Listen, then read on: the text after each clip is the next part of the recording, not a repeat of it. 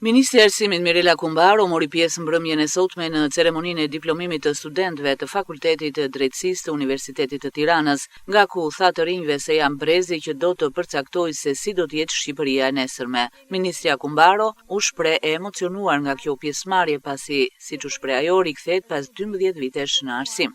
Rikthehem në arsim, aty ku le të themi përkohësisht u shkëputa 12 vjet më parë, pikërisht nga Universiteti i Tiranës. Prandaj falenderoj për ftesën rektorin, po dhe kolegun Artan Hoxha dhe dekanën Dorina Hoxha për ftesën sot.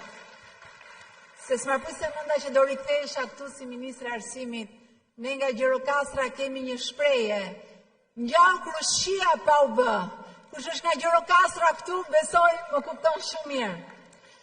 Është një fest akademike e juaja sot që na bën krenar të gjithëve, por le të themi që është dhe një ritual që na tregon forcën që ka arsimi në një botë gjithmonë në ndryshim. Forcën e universitetit si një institucion e më shumë se çdo institucion tjetër shkencor që mban të forta themelet e një shoqërie në evoluim. E di se diplomimi në Fakultetin e Drejtësisë nuk është një arritje e lehtë, madje mbase është më vështirë edhe se shumë fakultete tjera. E dal nga Fakulteti Histori Filologjisë dikur, besoj që mund ta them. Por jam e bindur që keni kaluar në sfida të cilat kanë vënë në sprovë durimin dhe përkushtimin tuaj.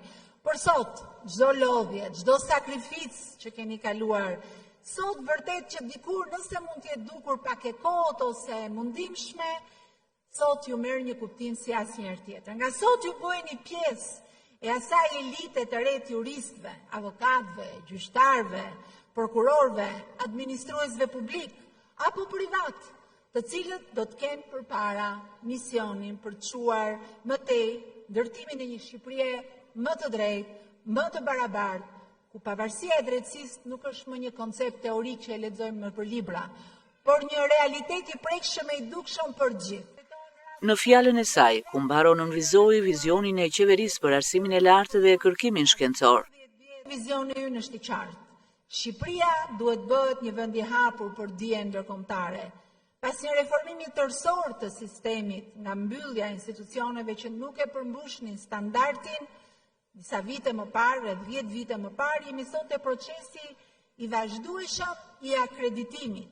Kemi një bazë më solide për të ndërtuar një të ardhme më të fortë akademike, por nuk do të thotë se kemi arritur gjithçka. Ju arritët të merrni diplomën, por ne kemi akoma punë për të bërë. 10 vite mbas reformës përmes së cilës shkundëm plurin që i zinte fryma shumë për institucioneve të arsimit lartë dhe mbulonte përgjithsisht krejt sektorin, do të rihapim shumë shpejt kantierin ligjor për rishikimin e ligjit të arsimit lartë, për ta përshtatur ato me nevojat e kohës dhe me përvojën e akumuluar tashmë nga të gjitha institucionet universitare. Do të fokusohemi në ndërkombëtarizimin e universiteteve dhe në rritjen e cilësisë së kërkimit shkencor, ndërkohë që do të dyfishojmë investimet për laborator modern, do të mbështesim doktoraturat për të rinj dhe do të mbajmë të hapur ftesën për kolegët akademik të diasporës sonë.